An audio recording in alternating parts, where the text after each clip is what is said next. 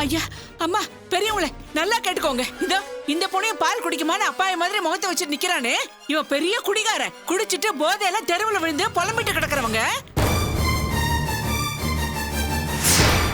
அம்மா நீ கொஞ்சம் சொன்னா கேளுமா. ஏன் வாய அடக்காதடா. ஐயா ஐயா இங்க பாருங்க, இவன் ஏன் பிள்ளைங்க, நான் பெத்த பிள்ளைங்க. இவன் பொண்டாட்டிய பிரிஞ்சிருக்கா, அது கூட ஒரு வகையில இவன் தாங்க காரணம். பொண்டாட்டியோட சேர்த்து வைக்கிறேன், சமாதானம் பேசுறேன்னு சொல்லி குடிச்சிட்டு குடி போதையில இவன் மாமனார் வீட்டுக்கு போய் இவன் மாமனாரை அடிச்சு இப்ப இவன் பொண்டாட்டிய நிரந்தரமா பிரிஞ்சிருக்காங்க. இவன் குடிய கடத்த இவனுக்கு இப்படியெல்லாம் மரியாதை தேவையாங்க? வாங்க போலாம். நில்லடி, நீ போனா நான் விட்டுருவேனா? பாவி பாவி, நல்லா இருந்தவன அம்மா அம்மான்னு என்னையே சுத்தி சுத்தி வந்தவன கெடுத்தவளை நீதாண்டி. உம்மா கொட்டா மாதிரி இருந்துகிட்டு என் குடும்பத்தையே கெடுத்துட்டியடி. இது பாருங்க, அனாவசியமா பேசிட்டு இருந்தீங்க, அதுக்கப்புறம் நடக்கிறதே வேற. சொல்லிட்டேன். என்னடா பண்ணுவ, என்ன பண்ணுவ? உன்னை வளர்த்து ஆளாக்குன பாவத்துக்கு என் புள்ள வாழ்க்கையை பாழாக்கிட்டியடா பாவி. கொஞ்சம் பேசாம இருமா. ஏண்டா நீ மட்டும் பொண்டாட்டி குடும்பம் சந்தோஷமா இருப்ப, என் புள்ள மட்டும் நல்லா இருக்க கூடாது, அதானடா உன் எண்ணம்? ராணி வாழ்க்கையை கெடுக்க பார்த்த, அவன் நல்ல நேரம் அவன் தப்பிச்சுக்கிட்டா. இந்த பிள்ளையோட கெட்ட நேரம் நீ திட்டம் போட்டு இவனையும் இவன் பொண்டாட்டியையும் பிரிச்சுட்ட. நீ நல்லா இருக்க மாட்டடா, நாசமாதான் போற. நீங்க வாங்க போலாம்.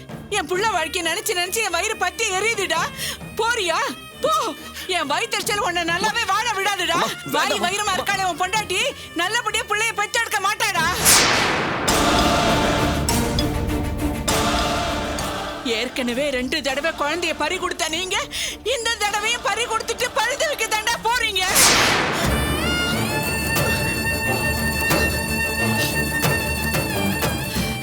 என் அடி வயித்துல கை வச்சு வயிறு எரிஞ்சு சொல்றேன்டா, உன் பொண்டாட்டி வயித்துல இருக்கிற குழந்தை இந்த மண்ணுக்கு வந்து சேராது. மண்ணோட மண்ணா போயிடும், மண்ணோட மண்ணா போயிடும் பாரு. என்ன சொல்ற?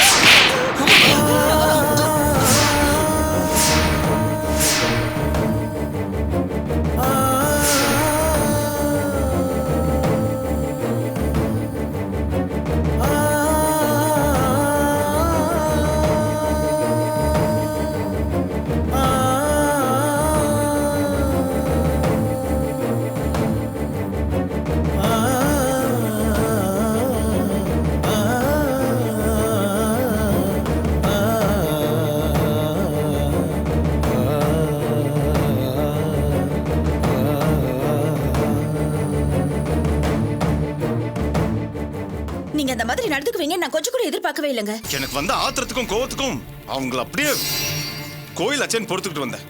என்னதான் இருந்தாலும் அத்தனை பேர் முன்னாடி அவங்கள நீங்க அடிச்சது தப்புங்க. என்ன ஆச்சு நான் பேசுறேன்? அவங்க நம்மள சமைச்சிருந்தாலும் அசிங்கமா பேசியிருந்தாலும் பரவாயில்ல. பாவம் குழந்தை இன்னும் உலகத்தை கூட எட்டி பார்க்கல. நம்ம குழந்தை போய் அப்படி சமைச்சா என்னால எப்படி பொறுமையா இருக்க முடியும்? அவங்க கோவப்படுறதும் சாப விடுறதும் இது ஒன்றும் புதுசு இல்லையே. இதுக்கு முன்னாடி எத்தனை தடவை இதை விட மோசமா எல்லாம் நடந்திருக்காங்க. அப்பெல்லாம் பேசாம பொறுமையா தானே இருந்தீங்க. இப்ப மட்டும் எங்க இருந்து இந்த கோவம் ஆத்திரம் எல்லாம் வருது? அப்போ பொறுமையா இருந்தா எப்பவுமே அப்படியே பொறுமையாவே இருந்துடணுமா? குழந்தை விஷயத்துல நம்ம ஏற்கனவே 2 தடவை ஏமாந்துட்டோம். 2வது தடவை குழந்தை எழுந்தப்போ பிரியா குழந்தை தூக்கிட்டு வந்து அது உன் குழந்தைன்னு சொல்லி அதுக்கப்புறம் அந்த விஷயம் உனக்கு தெரிய வந்து எவ்வளவு வேதனை எவ்வளவு அவஸ்தை, இதெல்லாம் மறந்துட்டியா? இப்ப பொக்கிஷமா பாதுகாத்துட்டு வர இந்த குழந்தைய சபிக்கிறாங்க, இதையும் நம்ம எழுந்துட்டீங்கம்மா. சொல்லு. நீங்க சொல்றதெல்லாம் சரிதாங்க. என்னதான் இருந்தாலும் அவங்க வயசுல பெரியவங்க, உங்களை வளர்த்து ஆளாக்குனவங்க. அவங்கள கை நீட்டி அடிக்கலாமா? இதே உங்களை பெத்த அம்மாவா இருந்து அவங்க இப்படி ஒரு வார்த்தை சொல்லியிருந்தா நீங்க அவங்கள கை நீட்டி அடிச்சிருப்பீங்களா? அவங்க என்ன பெத்தவங்களா இருந்தா நம்ம குழந்தை இப்படி சபிச்சிருப்பாங்களா? அவங்களாம் தாயே இல்ல, பேய். அவங்களுக்கு எல்லாம் பரிஞ்சு பேசிட்டு இருக்காங்க. நான் ஒண்ணு அவங்களுக்கு பரிஞ்சு எல்லாம் பேசலங்க. இப்ப நீங்க முன்ன மாதிரி இல்ல, நிறைய மாறிட்டீங்க. இப்பெல்லாம் உங்களுக்கு அடிக்கடி கோவம் வருது. ஏன் இப்படி மாறிட்டீங்க? ஆமா மாறிட்டேன். பழைய செல்வமா நிதானமா எல்லாத்துக்கும் பொறுமையா இருந்து அனுசரிச்சு போனதுனால அனுபவிச்சது என்ன? வெறும் கஷ்டம் மட்டும்தான். என் கூட சேர்ந்து நீயும் தானே கஷ்டப்பட்ட, எல்லாம் மறந்துட்டியா? ஆனா இப்ப நான் மாறினதுனால பார்த்தல அந்த அம்மாவை. அவங்க விஷயத்துல நான் ஆரம்பத்துல இருந்து இப்படிதான் இருந்திருக்கணும். தப்பு பண்ணிட்டேன். இப்ப ஒருத்த நிப்பா என் முன்னாடி. அதான் சும்மா இந்த மாதிரி அட்வைஸ் பண்ணிட்டு இருக்காங்க.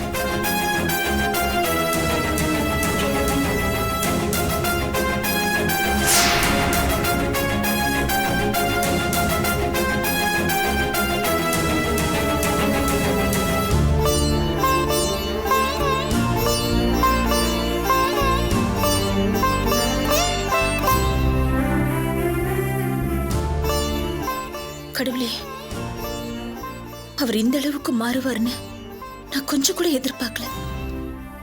என்னதான் இருந்தாலும் ஒரு தாயை கை நீட்டி அடிச்சது மகா பாவம். அந்த பாவம் எங்களையும் என் வயித்துல இருக்கிற குழந்தையும் பாதிச்சிடக்கூடாது.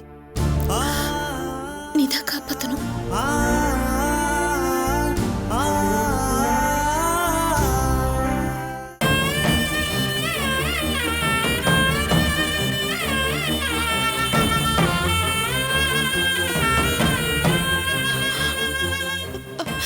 பச்சை மண்ணா இருந்தவனே இவ்ளோ பெரிய ஆம்பளையா வளர்த்து ஆளாக்கணவான்னு கூட பார்க்காம 4 பேர் முன்னாடி என்ன கை நீட்டி அரைஞ்சிட்டானே. இத நினைக்க நினைக்க என் மனசு பதறுதுடா. பெத்த தாய ஒருத்த கை நீட்டி அடிக்கிறா, அதை பார்த்துட்டு சும்மாவே இருந்துட்டியாடா? ஏண்டா நீயும் அப்பன மாதிரியே அவனுக்கு சப்போர்ட்டா? நான் என்ன பண்ணுவேன்? புள்ள இருந்தும் புருஷன் இருந்தும் என்ன ஏன்னு கேட்க நாதி இல்லாம போயிட்டனே. கண்டவெல்லாம் என்ன கை நீட்டுறானே. இது நாள் வரைக்கும் நான் அவனுக்கு எவ்வளவோ கெடுதல் பண்ணியிருக்கேன். செட்டை ஏமாத்தி புடுங்கினேன், வீட்டை ஏமாத்தி புடுங்கினேன், மாசமா இருந்த பொண்டாட்டியோட நடுத்தருவுல கூட நிறுத்தினேன். அப்பெல்லாம் என்ன பார்த்து ஒரு வார்த்தை பேசாதவன் இன்னைக்கு கோயில்ல வச்சு 4 பேர் பார்க்க என்ன கை நீட்டி அடிச்சுட்டானே. இதுக்கெல்லாம் காரணம் அந்த படுபாவி அர்ச்சனாதான். அந்த சிறுக்கிதான் ரொம்ப நாளா என்ன அடிக்கணும் அடிக்கணும்னு மனசுல நினைச்சுக்கிட்டே இருந்தா. இன்னைக்கு அவ ஆசையை நிறைவேற்றிக்கிட்டா. அந்த படுபாவி ஊமை கொட்டா நல்லாவே இருக்க மாட்டா. அவ வயித்துல இருக்கிற குழந்தை நல்லபடியா பிறக்காது, பிறக்கவும் கூடாது. டேய், அம்மாவுக்கு ஒண்ணுன்னா துடிப்பேன், ஆவேசப்படுவேன்னு பார்த்தா இப்படி கல்லு மாதிரி உட்கார்ந்துருக்கியேடா. அம்மாவை அடிச்சு அவமானப்படுத்தினவன பழி வாங்கணும்னு உனக்கு தோணவே இல்லையாடா? உனக்கு கோவமே வரலையாடா? கடவுளே, நான் என்ன பண்ணுவேன்? எனக்கு புருஷனும் சரியில்லை, பிள்ளையும் சரியில்லை. என் குறைய நான் யார்கிட்ட போய் முறையிடுவேன்? என்னை அடிச்சு அந்த செல்வத்தோட கை விளங்காமையே போயிடணும். அவன் கையில அப்படியே புத்து வைக்கணும். நான் வயிறு அறிஞ்சு சொல்றேன்டா, அவன் பொண்டாட்டி பிள்ளை எல்லாம் நாசமா போயிடணும், நாசமா போயிடணும். பாக்கியம், என்னடி செல்வம் ஒன்று அடிச்சிட்டானமே? நான் கேள்விப்பட்டதெல்லாம் நிஜமா? ஒரே பதட்டமா இருக்குடி எனக்கு. ஆமா ஐயா, உண்மைதான் ஐயா. கோயில்ல 4 பேர் முன்னாடி வளர்த்து ஆளாக்கணவன்னு கூட பார்க்காம என் கணத்துல அரைஞ்சிட்டாயா அந்த நாசமா போறவன். நீ கேள்விப்பட்டு பதறி அடிச்சுட்டு ஓடி வந்துட்டேல, கூடவே இருந்தவன் எப்படி குத்துக்கல்லு மாதிரி உட்காந்துருக்கான் பாரு. எங்க நீ இவனை மாதிரி பேசாம இருந்துருவியோ, உன் மூத்த பிள்ளைக்கு சப்போர்ட்டா பேசுவியோ நினைச்ச. பரவாயில்லையா, பொண்டாட்டிய ஒருத்த அடிச்சான்னு கேள்விப்பட்டதும் பதறி அடிச்சு ஓடி வந்திருக்க பாரு. நீதான் என் ஆம்பளை. வாயா, உடனே அந்த செல்வம் வீட்டுக்கு போவோம். என்ன அடிச்சவன வீட்டுக்குள்ள இருந்து வெளியே இழுத்து போட்டு ஊரே வேடிக்கை பாக்குற மாதிரி அவன் நல்லா அடிக்கணும்யா. அப்பதான் என் மனசு ஆறும். வாயா, உடனே போலாம். ஏய், அடங்குடியே, ரொம்ப ஆடாத. செல்வம் பெரியவங்களை மதிக்க தெரிஞ்சவன், மரியாதை கொடுக்க தெரிஞ்சவன். அவன் ஒன்றும் காரணம் இல்லாம உன்னை அடிச்சிருக்க மாட்டான். பொறுமைசாலியான செல்வமே உன்னை கை நீட்டி அடிச்சிருக்கானா? அந்த அளவுக்கு நீ அவன் பொறுமையை சோதிச்சிருக்க. யோ, என்னைய பேசுற நீ? உன் பொண்டாட்டி அடி வாங்கிட்டு வந்து புலம்பிக்கிட்டு இருக்க. நீ பொங்கி எழுவேன்னு பார்த்தா என்னமோ அடிச்சவனுக்கு சப்போர்ட்டா பேசுற. ஏய், நான் பதறி போய் ஓடி வந்ததே நீயும் உன் பிள்ளையும் ஆத்திரப்பட்டு பிரச்சனையை பெருசாக்கிட கூடாதுங்கிறதுக்கு தான். கோயில்ல நடந்த விஷயத்துல நான் கேள்விப்பட்டு தாண்டி வந்திருக்கேன். ஏற்கனவே 2 தடவை அந்த பொண்ணுக்கு குழந்தைங்க நிற்காம போயிடுச்சு. 3வது ஒரு குழந்தை வயிற்றுல தங்கியிருக்கு. அது நல்லபடியா பிறந்து வளரணுமேனு நானே வருத்தத்தில் இருக்கேன். நீ என்னடனா கோயில்ல வச்சு அவளுக்கு சாபம் கொடுத்துட்டு வந்திருக்க. ஏய், அந்த இடத்துல உன் பிள்ளையா இருந்தா கூட உன்னை சும்மா விட்டுருக்க மாட்டான்டி. அப்படி இருக்கும்போது செல்வம் மட்டும் எப்படி உன்னை சும்மா விட்டுருவான்? இந்த பார், இதே செல்வ இடத்துல நான் இருந்தேன்னு வச்சுக்கோ, உன்னை அங்கேயே கழுத்து நெரிச்சு கொண்டு இருப்பேன். என்னைய பேசுற நீ? அவன் குடிச்சிட்டு போதையில போய் இவன் மாமனார அடிச்சு இவனையும் ரேவதியையும் ஒண்ணு சேர்ந்து வாட முடியாம பண்ணிட்டா. என் புள்ள வாழ்க்கை இப்படி ஆயிடுச்சேன்னு வயிறு எரிஞ்சு போய் தயவு செஞ்சு அந்த ரேவதி கிட்ட மன்னிப்பு கேட்டு இவங்க 2 பேரும் ஒண்ணு சேர்த்து வாட வைப்பான்னு கேட்டா முடியாதுங்கிறா. அவன் மட்டும் பொண்டாட்டி பிள்ளைங்களோட சந்தோஷமா வாழணும், என் புள்ள மட்டும் நாசமா போகணுமா? இந்த பார், நீ இப்படி ஏதாவது பிரச்சனை பண்ண போறேன்னு தான் இருக்கிற வேலையெல்லாம் விட்டுட்டு ஓடி வந்திருக்கிற. 1000 தான் நமக்குள்ள பிரச்சனை இருந்தாலும் அர்ச்சனாவுக்கும் அவன் வயித்துல வளர குழந்தைக்கும் நீ சாபம் கொடுத்தது தப்பு. அந்த தப்புக்கு தான் செல்வம் உனக்கு தண்டனை கொடுத்துருக்கான். பேசாம இதோட பிரச்சனையை விட்டுரு. இந்த பாரு, உங்க அம்மா சொல்றான்னு செல்வத்துல நீ போய் ஏதாவது பிரச்சனை பண்ணிட்டு இப்ப இருக்கிற உன் வாழ்க்கையை கெடுத்துக்காது. இந்த பாரு, இதுக்கு மேல என் பேச்சை மீறி ஏதாவது செஞ்ச அவ்வளவுதான் சொல்லிட்டேன். ராத்திரிக்கு நான் வரமாட்டேன். கடையில கிளீனிங் வேலை இருக்கு. புலி வாடா. என்னமோ இந்த ஆள் வந்த வேகத்தை பார்த்தா எனக்கு சப்போர்ட்டா பேசுவார்னு நினைச்சா என்னமோ என்ன அடக்கி வச்சுட்டு போறாரு. எல்லாம் என் தலை எழுத்து. இந்த வீட்டுல எனக்கு புருஷனும் பிள்ளையும் இருந்து ஒருத்தராலையும் ஒரு புண்ணியமும் இல்ல.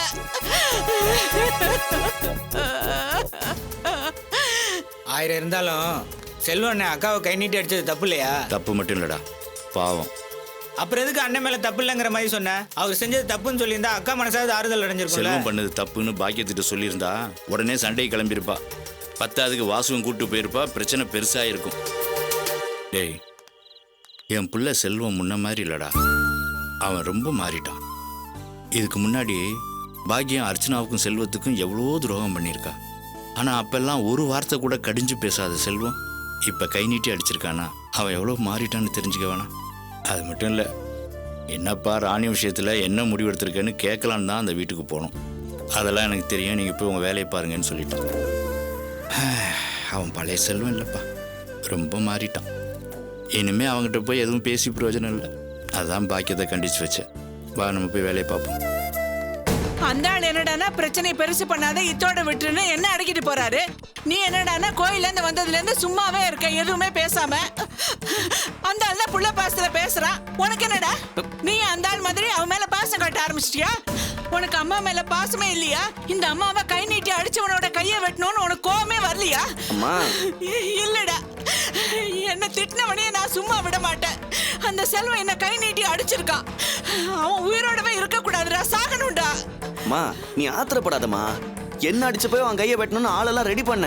அந்நேரம் பார்த்து என்ன ரேவதியோட சேர்த்து வைக்க சமாதானம் பேச போறேன்னு தெரிஞ்சதுனால தான் அவனை வெட்டாம விட்டேன். தப்பிச்சா அவன். இப்போ உன் மேல கை வச்சிட்டால, அதுக்குண்டான தண்டனை அனுபவிப்பான் அவன். அதுக்காக தான் நான் யோசிச்சுக்கிட்டு இருக்கேன். நீ கொஞ்சம் அமைதியா இரு. அவன் என் மேல ஏன் கைய வச்சோன்னு அவன் நினைச்சு நினைச்சு பார்க்கணும்.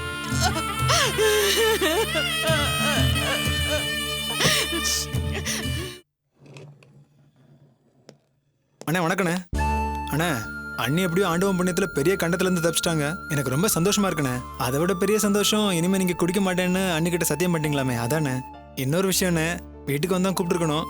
வர்ற வெள்ளிக்கிழமை என் மூத்த பொண்ணுக்கு பிறந்த நாள்ண்ணே. அதான் ஒரு சின்னதா பர்த்டே பார்ட்டி வச்சிருக்கேண்ணே. நீங்க நேர்ல வந்து வாழ்த்துனீங்கன்னா ரொம்ப சந்தோஷமா இருக்கும்ண்ணே. இதை பார், அன்னைக்கே உங்ககிட்ட இந்த அண்ணன் கிண்ணன்னு உறவை கொண்டாடாதன்னு சொல்லிட்டல்ல. நீ என்கிட்ட சம்பளம் வாங்குற ஒரு தொழிலாளி, நான் உன் முதலாளி. மரியாதையா சாருன்னு கூப்பிடு, புரிஞ்சுதா? அதுவும் இல்லாமல் உன் ஸ்டேட்டஸ்னா என் ஸ்டேட்டஸ்னா, உன் வீட்டு விசேஷத்துக்கு நான் வந்தால் என் கௌரவம் என்ன வருது? தேவையில்லாமல் உறவை கொண்டாடி நெருங்க பார்க்காத. சரிங்க சார். கங்க்ராச்சுலேஷன் செல்வம். என்னாச்சு? எதுக்கு இதெல்லாம்? சார், அர்ச்சனா காசு தான் மார்க்கெட்ல நம்பர் 1ன்னு பேப்பர்ல போட்டிருக்கேன். இந்த வெற்றிக்காக தான் இந்த வரவேற்பு.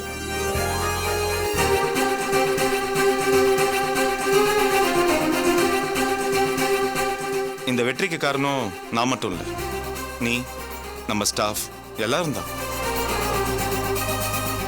எல்லாத்துக்கும் மேலே நம்ம மதன்லாலுக்கு தான் நன்றி சொல்லணும். ஏன்னா அவர் தான் நமக்கு சுஷீல் குமார் அறிமுகப்படுத்தி வச்சு இந்த பிசினஸ்ல நம்மளை இவ்வளோ பெரிய ஆளாக்கியிருக்காரு. ஆமா செல்வம், நம்ம கண்டிப்பா மதன்லாலுக்கு நன்றி சொல்லியே ஆகணும். யார்? ஏதோ புது நம்பரா இருக்கு. ஆர்டிகல் படிச்சுட்டு யாராவது கங்க்ராட்ஸ் பண்ண கூப்பிடுவாங்க. பேசு செல்வம். ஹலோ. நாங்க இந்த கார் பிசினஸ்ல காலங்காலமா இருக்கோம். நாங்களே முதல் இடத்துக்கு வர முடியல. நேத்து வந்த நீ முதல் இடத்துக்கு வந்துட்டா நாங்க பார்த்துட்டு சும்மா இருந்துருவோமா? ஏய், யார் நீ? இத பாரு, முதல் இடத்துக்கு வந்துட்டோன்னு ரொம்ப சந்தோஷப்படாத. கூடிய சீக்கிரமே உன்னை திரும்ப பிளாட்ஃபார்முக்கு அனுப்பிடுவோம். ஏய், உனக்கு தைரியம் இருந்தா நேர்ல வந்து பேசு. இந்த மாதிரி பொம்பளை மாதிரி போன்ல பேசிட்டு இருக்காத, புரிஞ்சுதா? ஹலோ. என்னாச்சு செல்வம்? யாருன்னு தெரியல, எவனோ ஒருத்தன் போன்ல மிரட்டுறான். கிட்டது சார், உங்களை மிரட்டுறானா? அவனை நம்ம சும்மா விடக்கூடாது.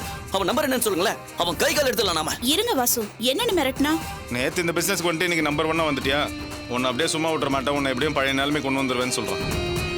நம்ம கம்பெனி ஃபர்ஸ்ட் பிளேஸ்ல இருக்குன்னு ஆர்டிகல் வந்துச்சுல, அதை படிச்சுட்டு ஏதாவது பொறாமையில பேசியிருப்பான். இதெல்லாம் பெருசா எடுத்துக்காதீங்க. ஐயோ, அப்பலாம் சும்மா விடக்கூடாது. அவன் நம்பர் என்னன்னு சொல்லுங்களேன். அவனை என்ன பண்றான்னு பாருங்க நீங்க. ஐயோ வாசு, ப்ளீஸ் கொஞ்சம் பொறுமையா இருங்க. அதான் நான் சொன்னேன்ல, நம்ம பிசினஸ் எதிரிங்க தான் யாராவது இந்த வேலையை பண்ணிருப்பாங்க. அவனே தைரியம் இல்லாம தானே போன்ல மிரட்டுறான். இனிமே போன் வரட்டும், அப்புறம் பாத்துக்கலாம். நீங்க போங்க. நீங்களும் போங்க வாசு. வா செல்வம்.